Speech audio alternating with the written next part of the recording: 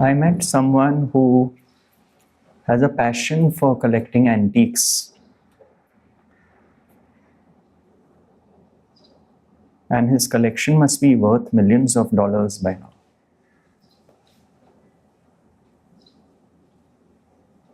And I asked him, when did this begin?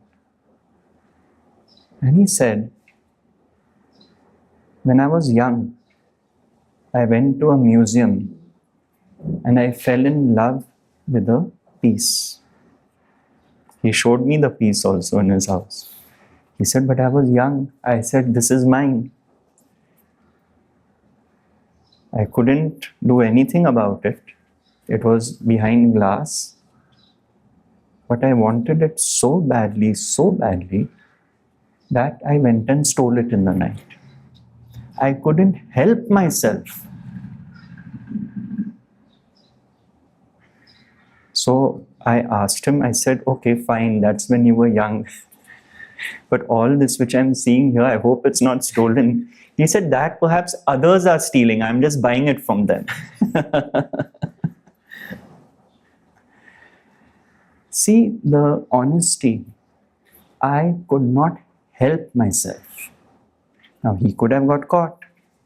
He could have converted to being a thief all his life, which didn't happen, thankfully.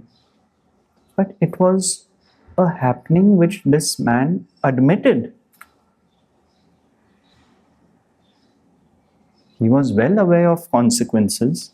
Luckily, it was a museum in a small town and perhaps not something that precious. Maybe he felt guilt. We don't know all that.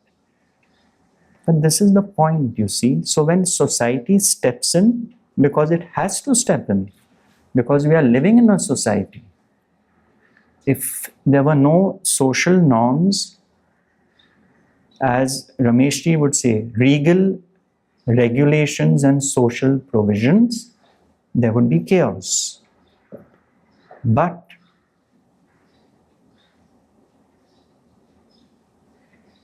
we have to see, can we operate within that? The one who doesn't operate within that is punished as per society.